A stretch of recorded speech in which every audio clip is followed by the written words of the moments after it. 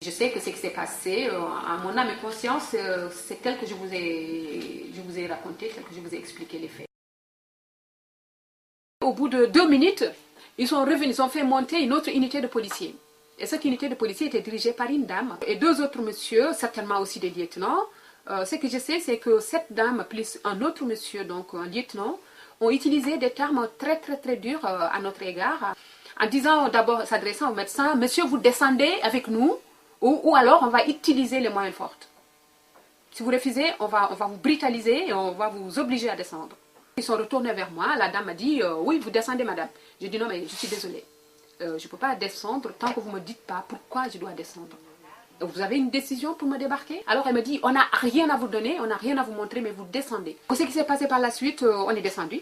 Donc ils nous ont amenés à la DEPAF, donc la direction de la police de l'aéroport, pour un certain temps, tous les 3. Après, ils nous ont d'abord fait la fouille, ils ont fouillé nos bagages. Ils ont séquestré mis sous scellé tous les objets qu'on avait avec nous. Ils m'ont demandé de me déshabiller. Je me suis déshabillée. C'est vraiment humiliant. C'est que je n'ai pas du tout apprécié. Et là, bon, je pense qu'elles étaient un peu gênées parce qu'ils ne m'ont pas demandé de me mettre à nu complètement. Ils m'ont demandé de me rhabiller, donc je me suis rhabillée. On est arrivé là-bas à 16 h à la DEPAF. Et c'est à 19 h 30 qu'ils vont faire le PV. Donc, le lieutenant m'appelle, c'est la même dame donc, qui était montée à bord, donc m'appelle en me signifiant tout simplement que je suis en garde à vue pour 24 heures renouvelables. Et de donner donc les coordonnées, j'ai donné les coordonnées de la FID, donc qui a envoyé maître Élic Plouvier, qui est venu effectivement aussitôt qu'il a pu me voir. Mais il a trouvé qu'on avait déjà rédigé, on m'avait déjà auditionné, donc ils avaient entendu ma version.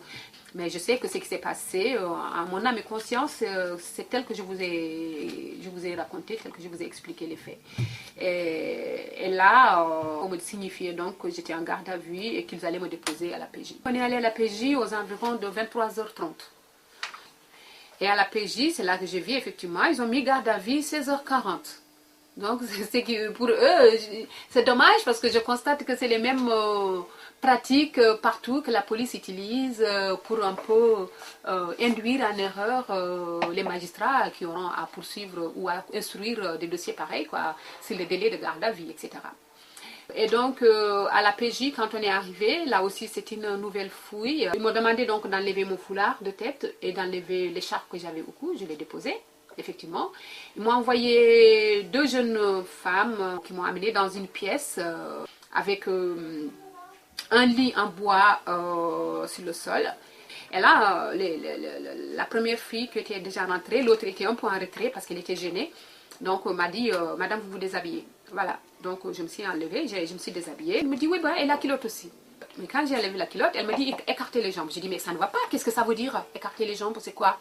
Elle me dit oui, ben c'est comme ça parce que je l'avais vu mettre des gants de vinyle. Comme j'étais choquée au plus profond de moi-même et que j'ai réagi violemment, elle s'est arrêtée. Elle m'a dit, bon, rhabillez-vous madame, mais vous savez, c'est les ordres ici, c'est la procédure, on est vraiment désolé. Alors là, vraiment, j'ai éclaté en sanglots parce que pour moi, c'est quelque chose qui touche ma dignité au plus profond de moi-même. Je me suis sentie blessée. C'est une fouille au corps et ça, je trouve que c'est anormal.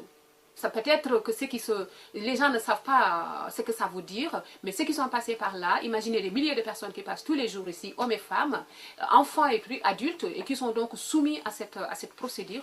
Et je trouve que c'est la procédure la plus dégradante et la plus humiliante qu'une personne peut vivre au cours d'une garde à vue.